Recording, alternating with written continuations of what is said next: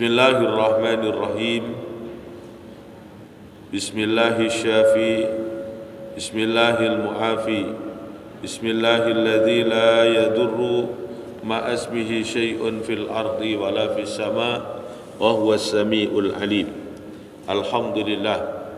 Alhamdulillahilladzi anzala sakinata fi qulubil mu'minin liyazdadu imanan ma'a imanihim. Asyhadu an la ilaha illallah wahdahu la syarikalah wa anna Muhammadan abduhu wa rasuluh. Allahumma wa salli wa sallim wa barik ala sayyidina Muhammadin adada ramlir raqiqi salatan tarzukuna biha min ahli taufiq wa tuballihuna bihal khudura ila baitil atiq wa ziyarata qabrihi wa qabri Abi Bakrin Siddiq wa ala alihi wa sahbihi ajma'in. Amma ba'du. Hadirin wal hadirat jamaah salat subuh rahimakumullah.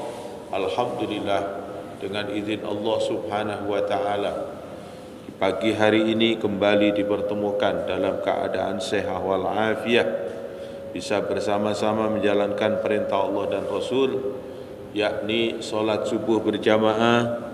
Dilanjutkan kita i'tikaf di masjid Al-Muqarrabin seraya berzikir kepada Allah subhanahu wa ta'ala. Harapan dan doa kita semoga seluruh aktivitas amal kita, amal ibadah kita diterima oleh Allah subhanahu wa ta'ala. Salawat dan salam teruntuk Nabi kita Muhammad sallallahu alaihi wasallam biqaulina Allahumma salli wa sallim wa barik alaih. Hadirin wal hadirat rahimakumullah, kita lanjutkan taklim kita sampai hadis ke 130. Hurufnya adalah huruf ra. Bismillahirrahmanirrahim. Qala Rasulullah sallallahu alaihi wasallam, ra'sul hikmati maqafatullah. Sabda Nabi Muhammad sallallahu alaihi wasallam, sumber ilmu hikmah yang ada di dalam kepribadian kita sebagai orang mukmin itu didasari karena makhafatullah. Ada kekuatan khauf, kekuatan rasa takut kepada Allah subhanahu wa ta'ala. Ketika di dalam hati sanubari kita sebagai orang-orang yang beriman itu ada kekuatan khauf kepada Allah, rasa takut kepada Allah, dan itu akan melahirkan ilmu hikmah atau bersikap dengan penuh kebijaksanaan ketika seseorang itu di dalam hatinya ada kekuatan rasa takut kepada Allah subhanahu wa ta'ala. Dengan kekuatan khauf kepada Allah ini, semua ketaatan-ketaatan kepada Allah akan bisa dijalani dengan sempurna. Begitu juga larangan-larangan Allah akan dijauhi sejauh-jauhnya. Itu kalau di dalam hati sanubari kita ada kekuatan takut kepada Allah subhanahu wa ta'ala. Maka itu sumber kebajikan yang akan lahir di dalam kehidupan orang mukmin itu disebabkan ada rasa takutnya kepada Allah subhanahu wa ta'ala. Banyak contoh-contoh hamba-hamba Allah yang mereka mudah untuk melepaskan dari segala macam kemaksiatan, kemungkaran, disebabkan karena ada kekuatan rasa takutnya kepada Allah subhanahu wa ta'ala. Banyak contoh hamba-hamba Allah yang mereka di dalam nilai ketaatannya sempurna. Kenapa? Karena di dalam dirinya terdapat kekuatan rasa takut kepada Allah subhanahu wa ta'ala. Bahkan di dalam Al-Quran Allah subhanahu wa ta'ala menyerukan, wala tahsawun nasa wahsawni in kuntum mu'minin. Jangan kamu takut tapi kepada selain Allah, takut kepada manusia.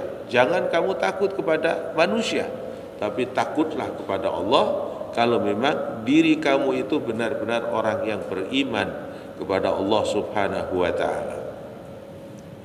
Ada seorang hamba Allah punya kesempatan, diajak melakukan keburukan, perbuatan nista, perbuatan fahisyah, perbuatan zina, Kemudian yang ngajak siapa? Seorang wanita yang cantik.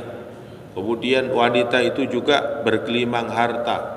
Seandainya seorang pemuda ini mau diajak melakukan perbuatan zina itu, melakukan perbuatan fahisyah itu, maka dia akan diberikan apa saja yang dia mau. Tapi seorang pemuda ini tidak mau melakukannya karena apa? Di dalam dirinya terdapat kekuatan adalah khauf kepada Allah.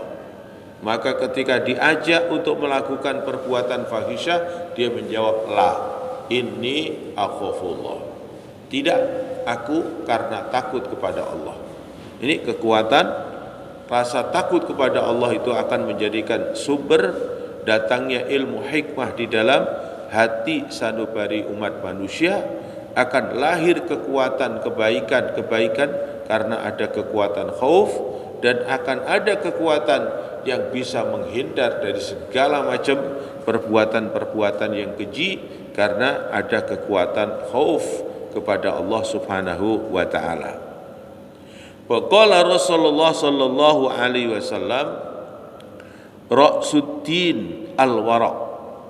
Kemudian Rasul juga menyatakan ra'suddin, puncaknya sebuah agama itu adalah al-wara', menjaga dari sesuatu yang diharamkan. Maka ketika orang bisa menjaga sesuatu yang diharamkan, berarti yang diusahakan, yang dicari, yang dicapai adalah sesuatu yang halal. Karena yang haram sudah dijaga, dia akan selalu berusaha untuk mendapatkan sesuatu rizki yang caranya ataupun yang didapatinya harus dengan cara yang halal. Kita melihat kondisi kerusakan di zaman sekarang ini. Kenapa? Karena apa? Boleh dikatakan apa? Nilai dinnya sudah tidak ada. Nilai agamanya sudah rapuh di dalam diri manusia itu.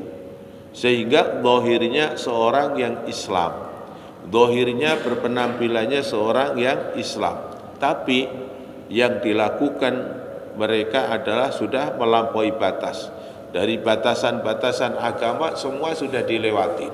Mereka sudah tidak melihat ini sesuatu yang halal, apa ini sesuatu yang haram. Ini kenapa? Karena di dalam dirinya tidak ada sifat wara'. Wara' untuk selalu menjaga dari sesuatu yang haram, dan dia selalu ikhtiar usaha untuk mendapatkan sesuatu yang halal. Wa qala sallallahu alaihi wasallam, ra'sul akli ba'dal imani billahi ta'ala at-tawaddudu ilan nas. Ra'sul akli, puncak dari kekuatan akal yang Allah berikan kepada kita setelah iman kepada Allah Subhanahu wa taala, maka akan ada terdapat di dalam diri seorang yang beriman itu at-tawaddud ilan nas, yaitu punya kekuatan kasih sayang terhadap umat manusia. Nabi Muhammad sallallahu alaihi wasallam, beliaulah sebuah figur, sebuah uswah, sebuah teladan yang mencontohkan bagaimana tawaddudnya, rasa kasih sayangnya Nabi Muhammad sallallahu alaihi wasallam kepada umat manusia. Itu dari posisi ketinggian, ya, kecerdasan akal yang Allah berikan kepada baginda Nabi Muhammad. Diberikan oleh Allah kekuatan nilai iman yang tidak ada nilai bandingannya. Ada kekuatan dua perkara itu di dalam diri baginda Nabi Muhammad, maka tampak bagaimana kasih sayang Nabi Muhammad sallallahu alaihi wasallam kepada umat manusia secara menyeluruh sangatlah luar biasa. Kita lihat bagaimana Nabi Muhammad sallallahu alaihi wasallam saat beliau Mi'raj. Ketika Mi'raj itu beliau sudah sampai di Sidratil Muntaha. Di Sidratil Muntaha ini tempat yang tertinggi, kemudian tempat yang tidak pernah dijangkau oleh siapapun. Malaikat Jibril yang dikenal dengan Malikul Malik, yaitu rajanya para malaikat ini, sama Allah dibatasi. Ketika sampai di langit yang ketujuh, Maka ketika sampai itu menyatakan, ya, telah selesai wahai Muhammad tugasku untuk mengantarkan kamu. Jadi Nabi Muhammad itu dikawal, diantar oleh malaikat Jibril sejak perjalanan dari Masjidil Haram sampai ke Masjidil Aqsa. Ada beberapa tempat yang disinggahi Nabi, ada tempat At-Thayyibah yang digunakan sholat itu, kemudian ke Sajaratu Musa, kemudian ke Bukit Tursina, ke Baitul Lahmin, kemudian sampai ke Masjidil Aqsa. Dari Masjidil Aqsa dianterin sama malaikat Jibril ke langit pertama, ketemu dengan para anbiya, bermacam-macam kisah diungkapkan sampai ke langit 7. Ketika sampai ke langit 7, baru Nabi Muhammad munfarida sendiri meneruskan perjalanan itu kepada perjalanan puncak yang disebutkan di dalam Quran surat An-Najm, ila, ya, Sidratil Muntaha, sampailah kepada Sidratil Muntaha. Ketika di Sidratil Muntaha ini, sifat kasih sayangnya Nabi Muhammad SAW yang terdapat di dalam kitab Durratul Yatimah itu, sejarahnya Nabi Muhammad mengucapkan salam tahiyah kepada Allah dengan mengucapkan at-tahiyatul mubarakatuh sholawatu thayyibatulillah.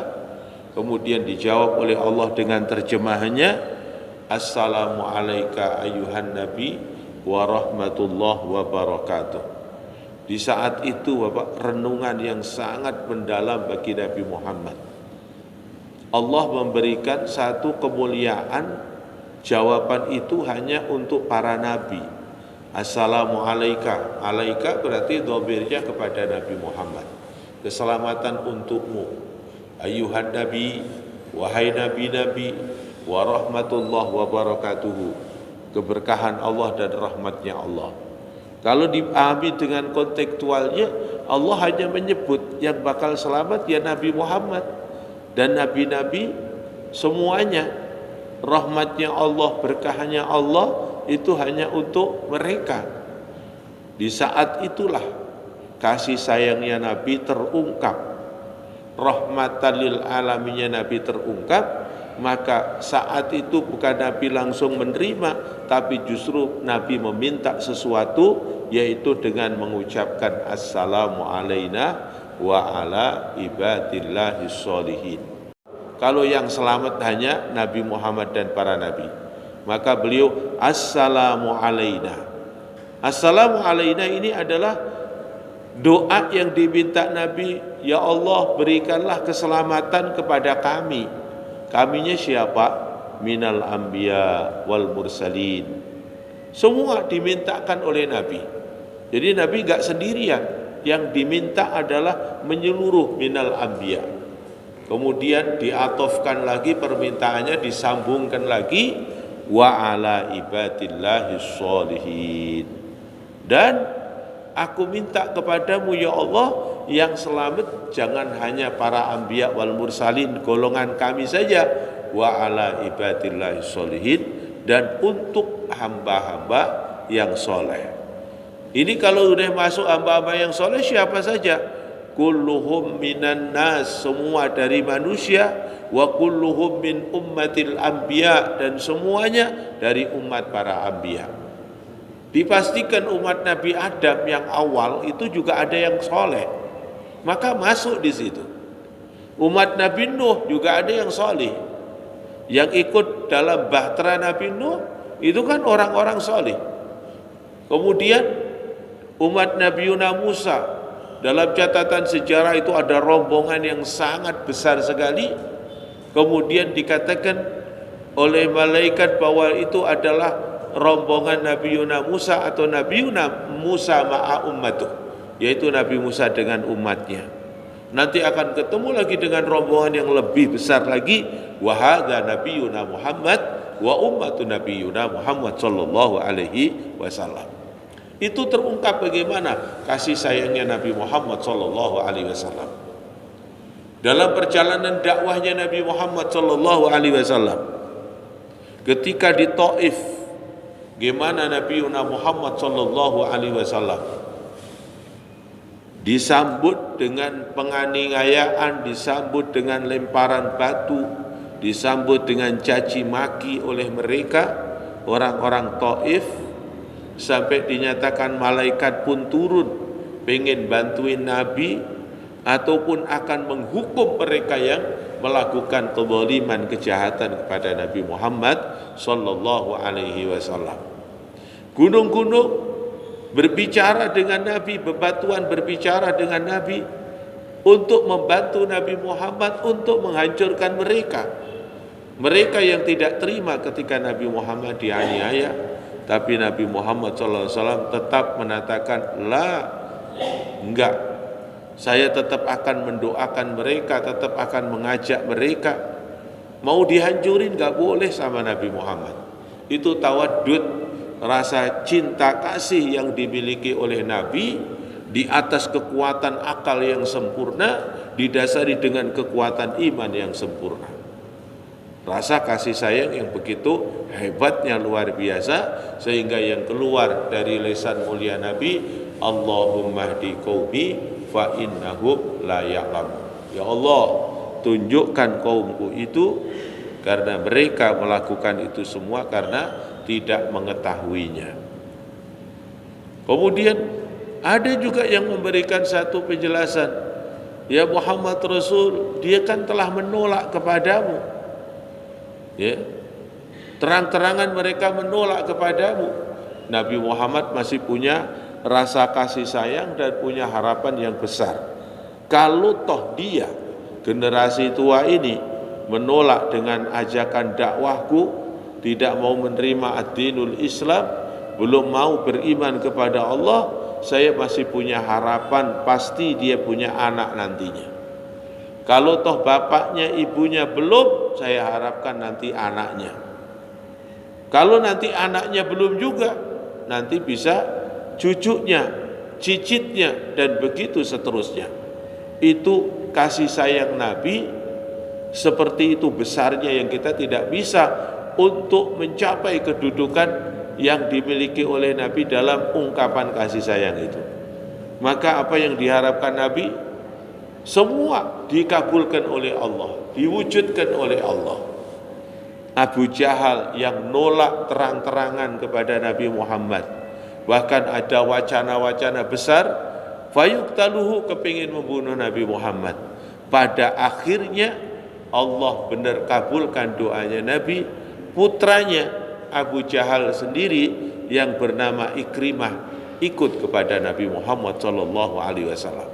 Itu dari kasih sayang yang di atas kekuatan kecerdasan akal yang sempurna, di atas kekuatan iman yang sempurna, seperti yang dimiliki oleh Nabi Muhammad sallallahu alaihi wasallam.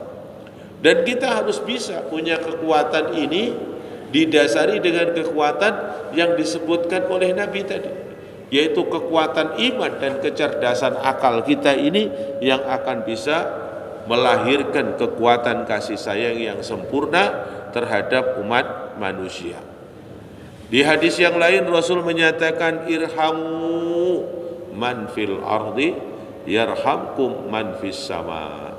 Tebarkan kasih sayang, tebarkan cinta kasih di muka bumi ini, maka Allah akan turunkan malaikat-malaikat, Allah akan perintahkan malaikat-malaikat yang akan mengasihi dan menyayangi orang-orang yang menebarkan kasih sayang di muka bumi ini. Wa qala Rasulullah sallallahu alaihi wasallam, raditu li ummati ma radiyallahu laha. Nabi Muhammad sallallahu alaihi wasallam menyatakan, aku ridho, aku rela kepada umatku sebagaimana Allah Subhanahu wa taala ridho kepada Nabi Muhammad sallallahu alaihi wasallam. Jadi Nabi Muhammad sallallahu alaihi wasallam menyatakan keridhoannya Nabi kepada umatnya itu sebagaimana keridhaan Allah Subhanahu wa taala kepada Nabi Muhammad sallallahu alaihi wasallam. Makanya umat Nabi Muhammad seperti kita ini hakikatnya dimanjakan oleh Allah Subhanahu wa taala, diberikan kemudahan oleh Allah Subhanahu wa taala. Maka kita disebut di dalam Al-Qur'an menjadi umat Nabi Muhammad itu disebut adalah kuntum khaira ummatin ukhrijat linnas. Kita ini Pak mau mempunyai kedudukan, pengen punya kedudukan seperti kedudukan yang diberikan oleh Allah kepada umat-umat sebelum umat Nabi Muhammad itu bisa. Kita bisa mencapai nilai pahala-pahala, derajat-derajat yang tinggi yang diberikan oleh Allah sebagaimana umat sebelum Nabi Muhammad sallallahu alaihi wasallam. Satu contoh, umat Nabi Musa ada yang mereka punya kekuatan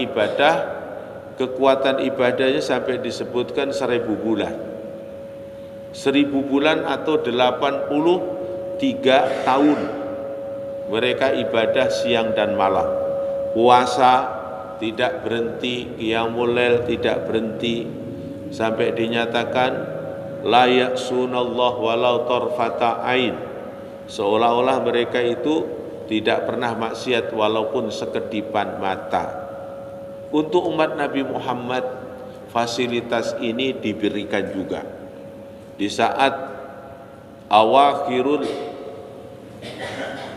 Ramadan, ketika kita di awakhir Ramadan, asyratul awakhir, 10 terakhir di bulan Ramadan, kita mau istiqomah seperti yang dicontohkan Nabi, iktisab, usaha dengan maksimal, menghidupkan malam-malamnya.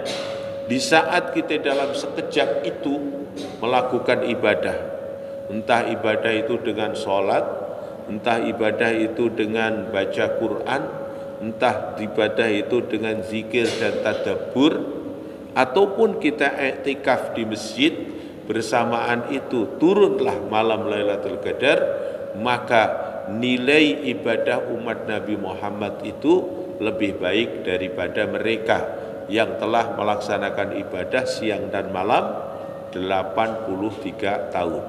Ini fasilitas yang diberikan oleh Allah untuk umat Nabi Muhammad. Umat Nabi Muhammad kepingin puasa terus dalam 1 tahun itu gak putus-putus, nilai pahalanya mudah untuk didapat oleh umat Nabi Muhammad. Dengan kita puasa di bulan suci Ramadan hingga selesai sempurna, terus kita masuk tanggal 1 Syawal ikut Aidul Fitri, berlebaran, iftar, kemudian hari kedua Fa'at bi'i, mengikutkan di bulan Syawal itu dengan sittata ayyam, yaitu 6 hari, maka nilai puasa kita seperti puasa 1 tahun. Ada juga dengan cara kita setiap bulan itu jangan putus puasa ayyamul bid, yaitu di tanggal 13, 14, 15. Ketika kita puasa setiap bulan, puasa 3 hari itu sepertinya sepanjang bulan itu 30 hari kita laksanakan puasa. Berarti kalau kita mau puasa selama 11 bulan, berarti kita puasa 33 hari. Kita ambil 33 hari setiap bulan, maka itu bisa mencapai nilai puasa bagikan puasa satu tahun. Jadi banyak sekali amal-amal yang diberikan kemudahan oleh Allah, keringanan oleh Allah, tapi nilainya adalah lebih afdal, lebih utama daripada amal ibadah yang dilakukan oleh umat sebelumnya. Termasuk sholat yang awalnya khamsin, yang asalnya ketika diberikan oleh Allah tanggung jawab dan kewajiban ini kepada Nabi Muhammad di Sidratil Muntaha itu khamsin, 50, kemudian 50 sekarang cukup menjadi 5. Seolah-olah satu waktu itu nilainya adalah 10, ya, 10 rakaat satu waktu kita kerjakan. Dan Nabi Muhammad tadi yang saya ceritain, ketika beliau dalam perjalanan Isra itu 5 tempat itu sudah beliau melaksanakan sholat. Di At-Thayyibah beliau melaksanakan sholat. Di Madian beliau melaksanakan sholat 2 rakaat. Di Tursina melaksanakan sholat 2 rakaat. Kemudian di Bethlehem melaksanakan 2 rakaat sampai di Masjidil Aqsa. Jadi 5 waktu itu sudah dijalani Nabi di 5 tempat dalam perjalanan Isra. Kemudian 17 rakaatnya gimana? Ternyata Al-Quran yang membahas tentang Isra Mi'raj, yakni surat Al-Isra, itu kalau Bapak hitung dari suratul Fatihah sampai ke surat Al-Isra itu adalah merupakan surat yang ke-17.